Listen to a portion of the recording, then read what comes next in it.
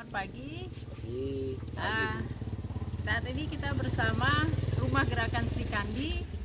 Saya sendiri selaku Direktur Yayasan Sri Kandi. Kita kali ini membahas tentang perubahan iklim yang terjadi di Indonesia, terutama di wilayah Sumatera Utara. Nah, bahasan kali ini kita menyoroti tentang kondisi mangrove di pesisir pantai timur Kabupaten Langkat. Saat ini saya sedang bersama tokoh penggerak lingkungan, tokoh pelindung mangrove yang cukup fenomenal. Di sebelah kanan saya ada Pak Samsul Bahri. Selamat pagi Pak Samsul. Di sebelah kiri saya ada Pak Ponirin. Pagi Bu. Nah, mereka merupakan perwakilan dari dua kelompok, Taruna Mangrove dan Tani Nipah. Nah, sebelum kita masuk pada topik bahasan utama, saya akan menerangkan dulu maksud dan tujuan dari Rumah Pergerakan Sri Kandi ini dibuat.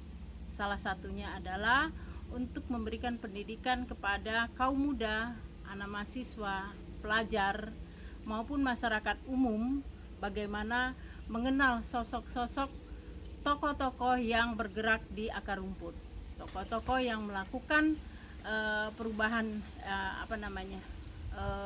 mendorong perubahan iklim.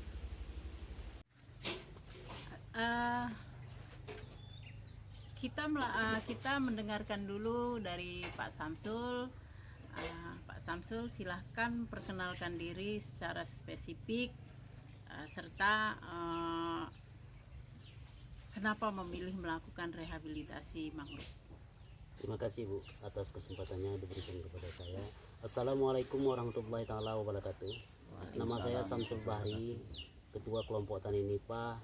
Apa yang ditanyakan oleh Bu Mimi Surbakti tentang mengkonservasi alam, bagaimana, apa dan tujuan saya. Tujuan saya sesungguhnya adalah menginginkan agar alam itu bersahabat dengan kita. Dan kita di daerah yang sudah tropis dan di daerah kita katakan sudah abrasi, tapi berpikirlah kita secara sesungguhnya agar abrasi itu tidak ada kembali di daerah kita dan dapat menopang hidup masyarakat yang jutaan jiwa yang menumpangkan hidup ke alam. Itu yang kami harap, semoga kedepannya dorongannya lebih baik, karena harapan kami alam itulah yang bisa membuat kita bahagia dan sejahtera di dalam kawasan hutan. Itulah maka kami sangat menginginkan supaya alam itu dibangun dan bersahabat dengan kita. Itulah harapan kami selaku kelompok tani dan mensejahterakan masyarakat. Itulah tujuan kami yang sesungguhnya. Ya Pak, sebelum Bapak melakukan rehabilitasi mangrove di Desa Kuala Serapu ini, bagaimana kondisi masyarakat yang umumnya nelayan di sini? Apakah sejak dulu memang mereka dapat memenuhi kebutuhannya sebagai nelayan atau ada perubahan? Sebenarnya saya juga bagian daripada mereka, adalah saya seorang nelayan. Saya menelayan pinggir maupun saya menelayan juga ke tengah laut. Jadi dari tahun 80 hingga tahun 90 itu sangat membantu kehidupan masyarakat kita di dalam pelautan. Tapi setelah itu dengan adanya pertambakan, mereka terus menghancurkan hutan-hutan yang dulu kawasan hutan menjadi sudah dibuat hutan sawit. Di situ masyarakat langsung drop dan juga berpindah alih, yang ada pindah ke gunung, yang juga dikatakan nelayan-nelayan ini memang krisis untuk menghidupi keluarganya di daerah pesisir. Jadi itu di situ saya melihat, kacamata kita melihat bahwasanya kita kedepannya harus lebih baik mengutamakan mengkonservasi alam ini ya lebih besar-besaran. Jadi saya berharap kepada orang-orang yang berkompeten di dalam untuk mengkonservasi alam ini, mendukunglah di dalam cara kita untuk menyampaikan dan pengertian supaya alam ini bersahabat lagi dengan kita. Oke. Berarti sebelumnya udah banyak lah ya Pak ya. Sebelum direhabilitasi mangrove itu sudah banyak lah yang pergi merantau gitu ya Pak. Banyak. Udah banyak. Ya. Karena laut kurang memberi kehidupan ke nelayan itu sendiri. Nah, baiklah, mungkin kita akan mendengarkan dari keterangan dari pembina kelompok Tani Nipa. Mungkin Pak Ponirin silakan mengenalkan diri secara spesifik. Bapak sebagai apa di kelompok Tani Nipa, di Taruna Mangrove, lalu apa motivasinya melakukan rehabilitasi mangrove. Silakan Pak Pon. Terima kasih Bu Mimi atas kesempatan yang diberikan kepada saya. Assalamualaikum warahmatullahi wabarakatuh. Waalaikumsalam. Nama saya Ponirin. Di kelompok Tani Taruna Mangrove saya sebagai pembina. Untuk kelompok Tani Taruna Mangrove telah terdaftar sebagai IUP HKM di Kementerian Lingkungan Hidup dengan luasan lebih kurang 72 hektar. Maksud dan tujuan dibentuknya kelompok Taruna Mangrove itu adalah termotivasi dari kelompok Tani Nipa yang awal-awal dari terbentuknya kelompok Tani Nipa itu banyak kali hambatan, rintangan ataupun caci maki dari warga atau pihak-pihak yang tidak menginginkan terbentuknya kelompok. Tapi dengan seiringnya waktu terbentuknya kelompok Tani Nipa dan terbentuknya juga kelompok Taruna Mangrove mengikuti dari apa yang dilakukan dari saudara Samsul, banyak keuntungan dari rehabilitasi yang dilakukan oleh kelompok. Jadi setelah kelompok Taruna Mangrove terbentuk, maka terjadilah kolaborasi antara kelompok Tani Nipa dan Taruna Mangrove untuk melakukan rehabilitasi terhadap lahan-lahan Bu yang terjadi alih fungsi, yang dulunya hutan bakau atau mangrove berubah menjadi perkebunan sawit, tambak-tambak. Jadi di situ warga-warga yang dulunya mata pencariannya mencari biota laut, khususnya yang di pinggiran di Palu-Palu, itu banyak yang terganggu karena Palu-Palu itu Bu banyak yang ditutup oleh pihak-pihak bisa dibilang yang punya dana atau perusahaan lah gitu. Jadi yang dulunya seharinya bisa pencarian satu hari bisa menghidupi entah beberapa hari, setelah terjadinya alih fungsi atau perubahan dari hutan dijadikan kebun sawit atau tambak, warga tadi pun untuk cari penghidupan udah tidak bisa lah, untuk cari satu hari dimakan satu hari pun tak cukup. Jadi singkat cerita, setelah ada pergerakan dari kawan-kawan Taruna Mangrove dan kolaborasi dengan kelompok Tani Nipa, setelah beberapa tahun terakhir ini, biarpun ada beberapa luasan lahan yang masih dilingkup oleh perusahaan, tapi kan ada beberapa lokasi yang kita lakukan reboisasi atau rehabilitasi mangrove, itu warga udah bisa mencari biota laut di sekitaran atau seputaran hutan yang kita rehabilitasi, yaitu seperti mencari madu Bu, ada mencari udang, ikan. Jadi penghasilan mereka biarpun tidak sebanyak dulu, tapi udah berangsur-angsur bisa dibilang agak meningkat. Jadi ada juga beberapa kawan-kawan yang dari aktivis ataupun kawan-kawan yang melakukan kegiatan rehabilitasi tadi udah bisa melakukan kayak tebang pilih terhadap nipah, tanaman nipah kita. Nah, itu udah bisa melakukan. Jadi ada beberapa kawan-kawan kita yang bisa bilang menjadi eksodus atau perantau itu, Bu. Ya. Nah, itu udah Balik lagi ya. kembali ke desa kita, Betul, melakukan kegiatan atau aktivitas penanaman ataupun pemeliharaan hutan rehabilitasi mangrove kita yang sudah kita tanam. Iya, iya. Nah, di situ ada juga kegiatan yang menghasilkan. Nah, jadi itulah, Bu. Ada tantangannya, ada juga hasilnya.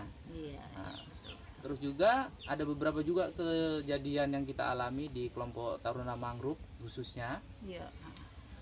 Tanaman yang kita tanam tahun 2018 yang kita juga ada kolaborasi juga dengan pihak Polres, Dandim, ada Polsek, ada dari Koramil, Iya. ada juga dari pihak kecamatan itu melakukan penanaman. Itu setelah umur lebih kurang 3 tahun di tahun 2 tahun setengah lah gitu, sekitar tahun 2020 kejadiannya, Ya. Bu. Itu ada pembabatan. Dan kita melaporkan kepada pihak yang berwajib, sepertinya kita kurang direspon. Jadi saya mintanya, Bu, ke depan kayak seperti kita ini sebagai aktivis, Iya, iya. minta juga ke depannya partisipasi ataupun perhatian dari pemerintah khususnya di bidang perhutanan. Kami sebagai warga cuma bisa membantu merehabilitasi semampu kami, tapi kalau ke depannya kami juga minta juga dukungan lah, entah pendanaan, pembinaan, perlindungan hukum terhadap kami sebagai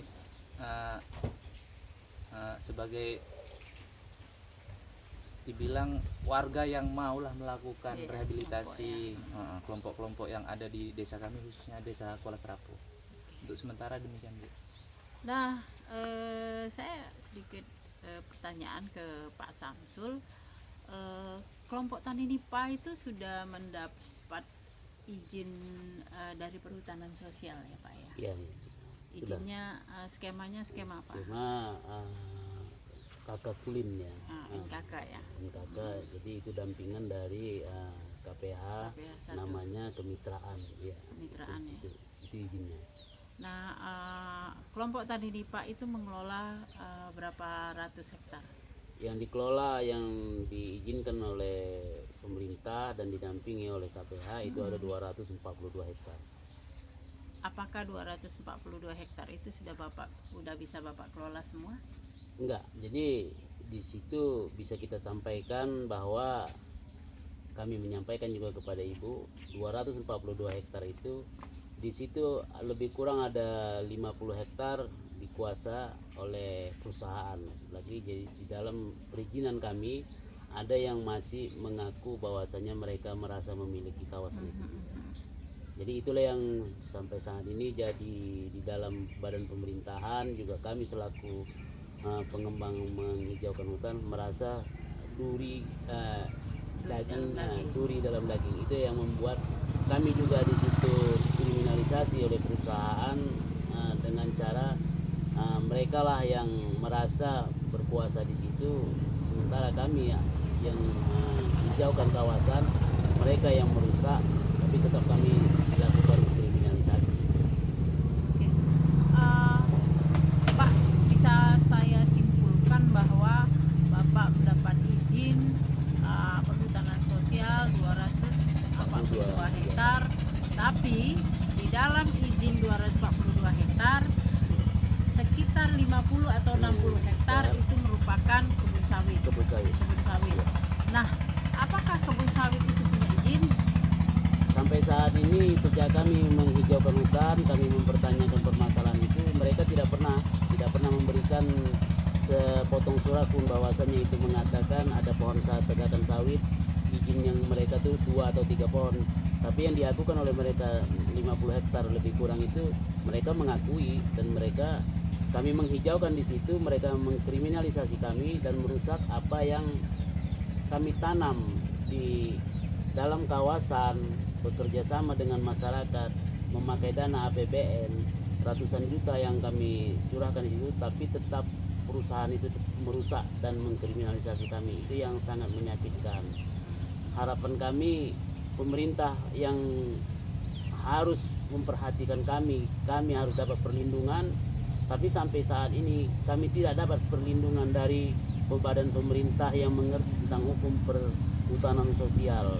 Jadi saya sempat artinya dikriminalisasi oleh mereka dan saya sempat ditahan di Polres beberapa hari karena menganggap kerjaan saya yang ditunjuk oleh pemerintah untuk menghijaukan hutan itu salah bagi pemerintah yang tidak mengerti akan apa perbaikan hutan itu. Jadi saya mohon perlindungan itu, sangat saya bermohon supaya dapat pemerintah memperhatikan dan melindungi kami selaku menghijaukan hutan, bukan mengkriminalisasi kami di dalam menghijaukan hutan.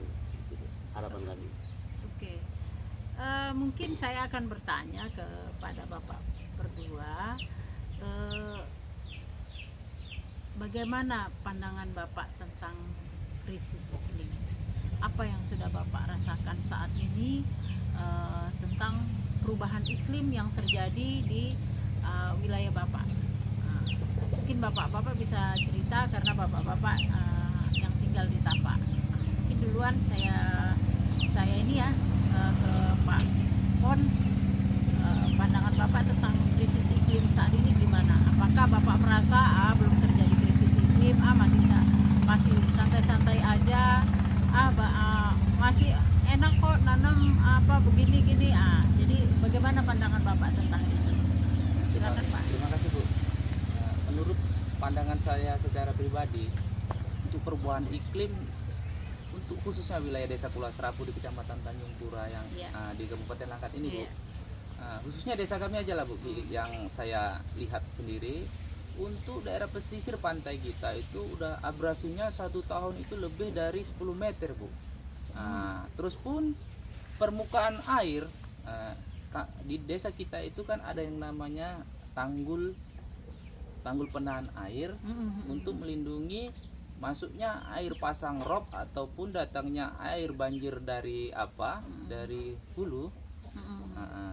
Jadi untuk beberapa bulan ini khususnya Bu, di bulan 11 ini, baru-baru ini bulan 11 tahun 2021 ini, permukaan air kalau kami bilang itu udah tidak wajar. Jadi benteng tanggul yang telah kita bangun untuk melindungi dusun-dusun yang ada di Desa Kula Serapu ini, airnya udah melampaui dari benteng yang telah kita buat. Dari situ udah nampak permukaan air laut yang ada khususnya di Desa Kula Serapu ini lebih tinggi dari tahun semalam Bu. Lebih tingginya kalau kita rasakan sekitar 20 atau 35 cm Bu dari tahun semalam. Itulah Bu yang kami rasakan untuk yang kami lihat lah Bu, secara kasat mata ataupun secara yang sudah dialami yang sudah dialami oleh warga desa di Kula Serapu ini. Itu Bu. Nah, saya ke Pak Samsul ya. Mungkin Pak Samsul yang dari awal tinggal di Desa Kuala Serapu, mungkin Bapak bisa cerita sebelum terjadi dusun atau desa ini terendam banjir air laut masuk ke desa. Saya dengar dulu desa ini merupakan penghasil dari padi ya Pak ya? Iya. Penghasil dari padi. Kenapa itu sekarang bisa tidak terjadi lagi? Jadi saya berdomisili sini yang kedua kalinya saya datang ke Lubuk Jaya ini. Jadi dari tahun 60 saya juga pernah di sini. Hijrah saya ke tahun 80 saya kembali ke Lubuk Jaya ini. Saya tahu Lubuk Jaya ini adalah penghasil gabah terbesar juga di Sumatera Utara. Ratusan ton juga yang didapatkan oleh mereka tentang mereka berladang di kawasan yang mereka bina. Tapi sejak adanya pertambakan dengan alihnya fungsi sawit, itulah menjadi abrasi apa yang disampaikan oleh Saudara Ponirin. Jadi sebelum-sebelumnya juga desa-desa kita yang cukup steril dan aman bagi untuk abrasi air laut, akhirnya kita kalau tidak saling memperhatikan sama seperti tapak kuda yang telah terdahulu. Jadi Tenggelam ya Pak ya. tenggelam dan hilang, terus abrasi, artinya positif kita memang sudah ditelan oleh bencana itu secara nyata. Itulah yang kita lihat caranya iklim itu di kawasan tapak kuda. Jadi jangan sempat kita Lubuk Jaya, desa-desa yang lain juga seperti tapak kuda yang dimakan oleh abrasi. Jadi bekerja samalah kita, harapan saya supaya keturunan-keturunan kita, orang-orang yang ratusan juta juga hidup di Indonesia ini dapat menghirup udara segar dari daerah kawasan pantai timur ini yang sama-sama kita bina. Itulah harapan kami. Itulah harapan kami yang sepenuhnya. Semoga orang yang menggantungkan hidup 3 kecamatan di desa Lubuk Jaya, kawasan hutan 242 hektar ini dapat berkembang yang seperti kami harapkan. Itulah Bu. Ya, tadi 3 kecamatan Bapak singgung, kira-kira kecamatan mana aja itu Pak? Di sini kecamatan Langkat, Kabupaten Langkat juga, kecamatan Gebang, ada kecamatan Hinai juga, mereka bergantung ke hutan ini, mereka mencari kepiting, udang dan ikan. Jadi sebenarnya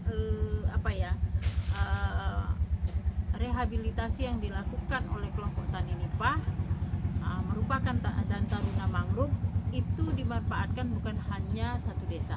Tidak, Ya, tapi ada di beberapa desa. di beberapa desa dan beberapa kecamatan Iya, gitu ya Pak ya. Jadi saya mau nanya, tantangan yang dihadapi ini itu gimana? Apakah lebih banyak bantuan yang diterima sama kelompok Pak Samsul atau Pak Ponirin, misalnya bantuan itu bukan hanya sekedar pendanaan ya, tapi baik bantuan moral, bantuan tenaga, atau selain kelompok yang terlibat melakukan rehabilitasi, ada nggak masyarakat yang di dalam desa sendiri atau di luar desa yang ikut membantu sadar akan terjadinya krisis iklim ini, sadar akan bencana yang akan datang, ikut membantu melakukan rehabilitasi. Gimana ininya? Mungkin Pak Samsul dulu deh. Jadi kalau kita cerita tentang pengertian mereka yang harus mengerti tentang iklim, bagaimana kehancuran desa gara-gara kita tidak merenovasi hutan yang sudah diratakan oleh mereka-mereka yang merambah. Artinya banyak mereka yang belum mengerti, karena mereka menganggap suatu pekerjaan adalah instan.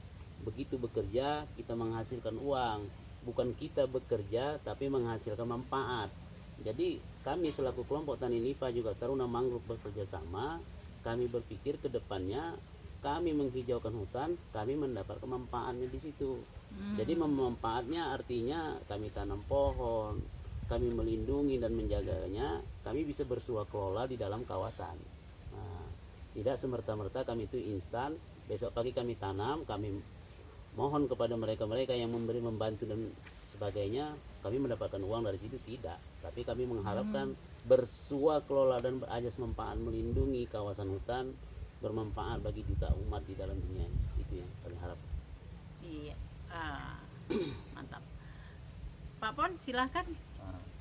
Dalam melakukan rehabilitasi ataupun perlindungan atau pemeliharaan terhadap tanaman mangrove atau tanaman kayu yang ditanam oleh Tani Nipah dan Taruna Mangrove, kami juga mendapat sokongan moral ataupun seperti dukungan dari beberapa pihak lembaga swadaya masyarakat seperti Srikandi Lestari Bu, ada juga terus dari lembaga bantuan hukum Indonesia Medan, terus ada juga dari kawan-kawan dari Walhi, terus ada beberapa juga dari memang kayak person memang ada juga, bukan kalau dari kementerian memang ada, cuma ya kan selama beberapa tahun terakhir ini kami merasa kalau untuk dari kementerian kami memang kayak kurang ada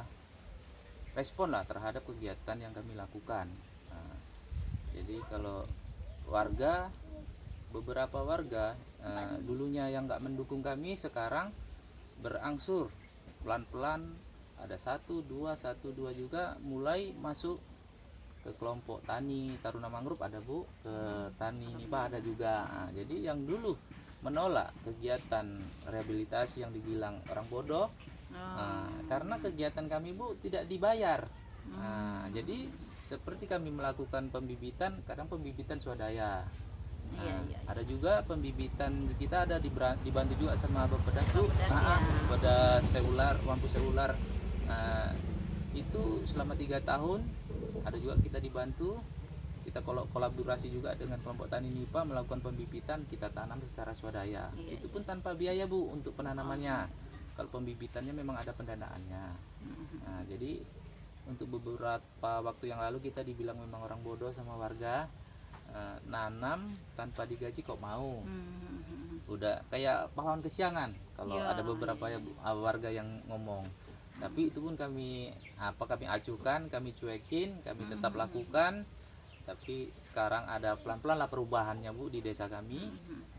Nah, itulah Bu. Nah, tadi kalau pemerintah desa Kuala Serapu seperti Pak Hasanuddin kepala desanya, itu memang sangat mendukung Bu, mendukung. Terlalu untuk kami memberikan aplaus untuk beberapa kelompok yang ada di desa Kuala Serapu. Nah itu sih Bu. Ya, sedikit ulasan dari saya tentang kelompok Tani Nipah dan Taruna Mangrove, bahwa mereka melakukan mereka pernah mendapatkan pendanaan ya dari Bapedas untuk pembibitan selama 3 periode ya. 3 periode mereka lakukan, dan setiap periodenya mereka membibitkan mangrove.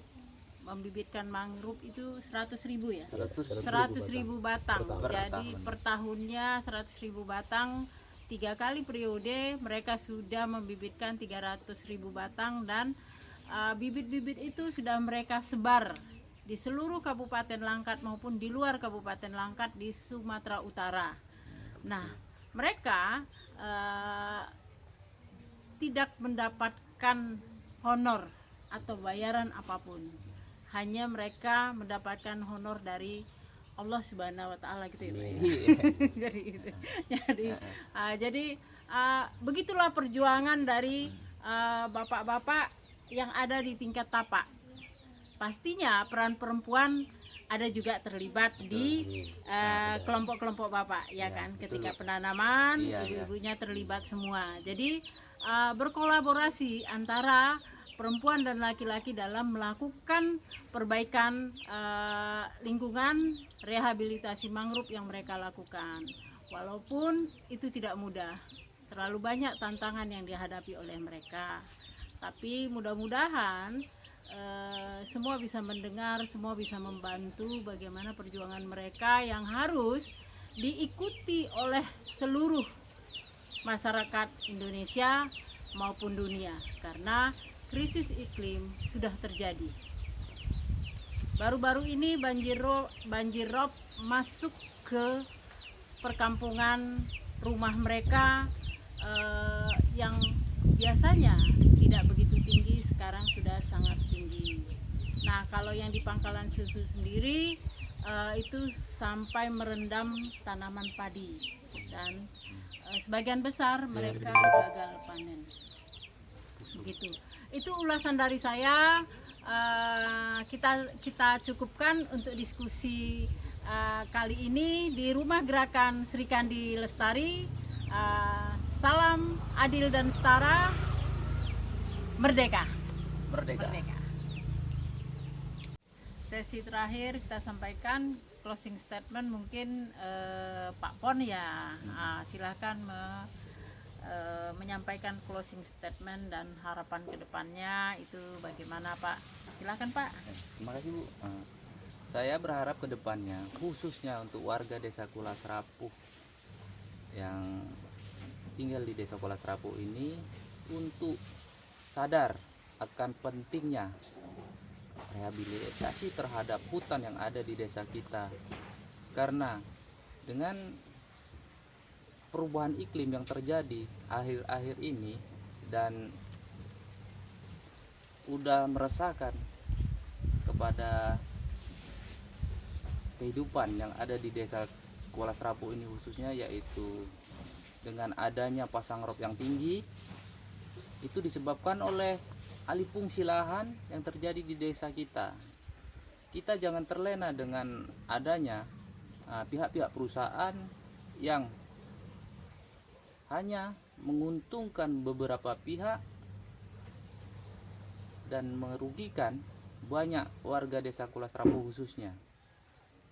Jadi kedepannya saya berharap kepada kawan-kawan khususnya, marilah bergabung bersama kami untuk melakukan rehabilitasi hutan mangrove yang ada di desa Kuala Serapu khususnya dan desa-desa lain di Kabupaten Langkat pada umumnya, dan Sumatera Utara ataupun Indonesia untuk keseluruhannya. Jadi kedepannya marilah kita berkolaborasi.